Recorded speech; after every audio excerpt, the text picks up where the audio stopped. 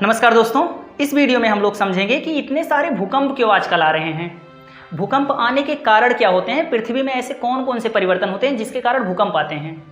और सबसे लास्ट में हम लोग समझेंगे कि भूकंप से बचाव के क्या क्या उपाय हैं।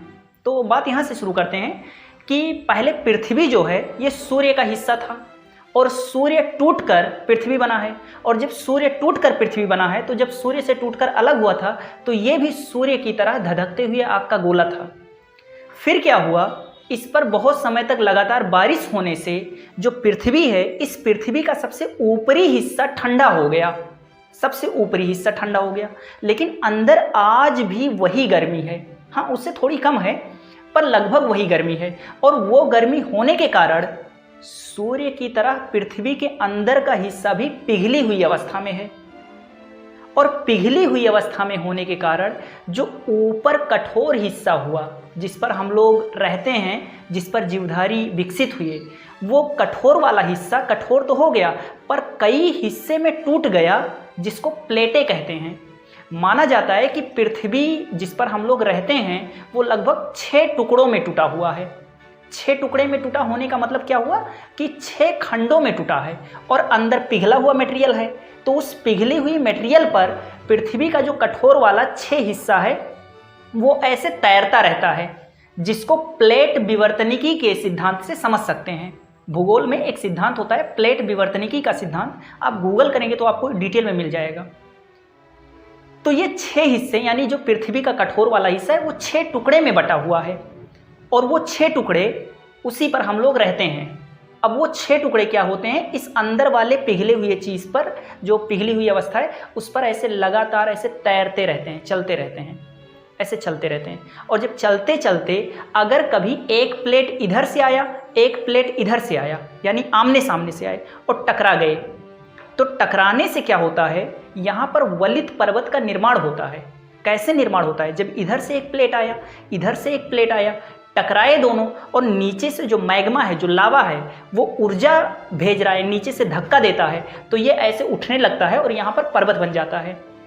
जो हिमालय पर्वत है वो इसी का परिणाम है, उसको वलित पर्वत कहते हैं। यानी कि 2 प्लेटें जब आमने सामने से टकराती हैं तो वलित पर्वत का निर्माण होता है।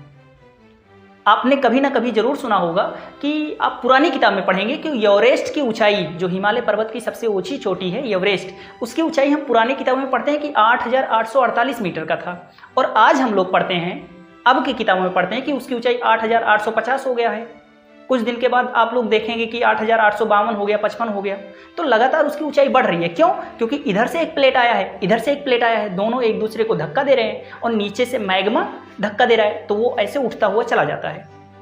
तो एक तो ये है। दूसरा हो सकता है कि ये दूर जा रही हूँ, यानी 2 प्लेटें हैं। इस पृथ्वी पर 6 बड़ी बड़ी प्लेटें हैं और छोटी छोटी प्लेटों की बात की जाए तो लगभग 100 प्लेटें हैं और सब ये इसी में बिखरे हुए हैं। और अंदर लावा है, यानी कि बहुत ज़्यादा पिघली हुई अवस्था में बहुत गर्म पदार्थ है, उसी पर ये सारे के सारे तैर रहे हैं। तैर क्यों रहे हैं? क्योंकि उसमें संवहन ऊर्जा उत्पन्न होता है। एक कटक ऊर्जा होता है, भूगोल में आप लोग पढ़ेंगे तो वो भी उत्पन्न होता है, तो उसी के कारण ये ऐसे तैरते रहते हैं। और ये प्लेटें जब ऐसे दूर जा रहे होते हैं, मान लीजिए देखिए पास में आ रहे हैं तब तो पर्वत बन जाएगा, लेकिन अगर दूर जा रहे हैं तो दूर जाने से क्या होगा, बीच में लावा आ जाएगा और लावा बीच में आकर एक नया प्लेट बन जाएगा। और यही प्लेटें जब ऐसे समांतर जा रहे हो, विपरीत दिशाओं में ऐसे समांतर चल रहे हो, यानी एक इधर से आ रहा हो, एक इधर से जा रहा हो, इस तरह से जब चलते हैं तो इनके घर्षण से बहुत ज़्यादा ऊर्जा उत्पन्न होता है। आप लोग जानते हैं कि पत्थरों को टकरा कर आग की खोज हुई थी, यानी 2 चीज़ें जब आपस में रगड़ करती हैं तो ऊर्जा उत्पन्न होता है। तो जब पृथ्वी पर जो ये 6 प्लेटें हैं, ये प्लेटों के बीच में कभी जब घर्षण होता है तो इसके बीच में ऊर्जा उत्पन्न होती है और वो ऊर्जा जब बाहर निकल नहीं पाती तो उसके अंदर हलचल होता है और उसी हलचल का परिणाम है जो भूकंप के रूप में हमें झेलना पड़ता है हम सबको। तो सिंपल है, भूकंप कैसे आता है? जब भी 2 प्लेटों में घर्षण होता है और उनके बीच में उत्पन्न ऊर्जा आसानी से बाहर नहीं निकल पाती तो उसके बीच में हलचल होगा और उसी हलचल के कारण, अच्छा इसको हलचल को रिक्टर पैमाने पर नापते हैं। माना जाता है कि 5 से ऊपर अगर तीव्रता का भूकंप आ गया है तो ये बहुत ज़्यादा विनाशकारी होता है। और भूकंप कैसे आता है? तो प्लेटें जब समांतर रगड़ करती हैं, घर्षण करती हैं, तो घर्षण करने के कारण उसके बीच में ऊर्जा उत्पन्न होता है और वो ऊर्जा जब बाहर निकल नहीं पाता तो उसी का परिणाम है ये भूकंप के रूप में दिखाई देता है। यानी कि देखिए, वैसे सोचिए कि अगर बीच में ऊर्जा बनेगा, अब दो लोग ऐसे जा रहे हैं तो इनकी प्राकृतिक गति यानी सामान्य गति तो ये है। अब बीच में ऊर्जा बन गया, अब क्या करेंगे? ये दोनों ऐसे जा रहे थे, अब बीच में ऊर्जा उत्पन्न हुआ, उन्होंने धक्का दे दिया तो दोनों विचलित हो गए, थोड़े उधर चले गए। अब उधर चले गए तो जैसे ही अपनी प्राकृतिक गति से थोड़ी सी भी इधर उधर हुई तो वो हमें झटके के रूप में या हमें महसूस होता है हम सबको। दो प्लेटें जा रही थी, उनके बीच में ऊर्जा उत्पन्न हुआ तो जैसी ऊर्जा वो बाहर निकल नहीं पाया तो इन दोनों को धक्का दिया और ये ऐसे जा रही थी तो अब ऐसे हो गई थोड़ी सी, यानी विपरीत दिशा में चली गई या किसी और दिशा में चली गई। तो इसी की वजह से क्या होता है, हमें भूकंप के झटके महसूस होते हैं। भूकंप आने पर सुरक्षा क्या क्या होनी चाहिए? तो पहला चीज़ तो घरों को जब बनवाएं तो उसी समय ध्यान में रखना चाहिए कि भूकंप रोधी घर बनवाने चाहिए। भूकंप रोधी घर के लिए छड़ आते हैं अलग से और वो छड़ लचीले होते हैं जो भूकंप के झटकों को महसूस कर सकते हैं, बहुत अच्छे तरीके से उसे बीना जाता है।